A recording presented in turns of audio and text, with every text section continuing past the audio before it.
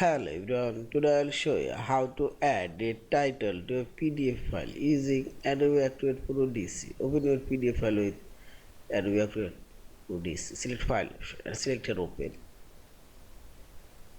and open your PDF file for your folder and select open.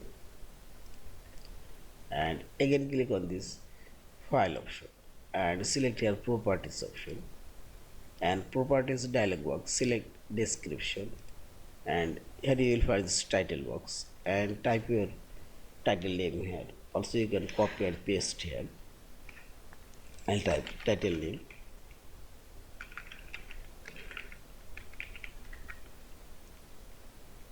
office salary, look, and also here you will find this additional metadata. Select here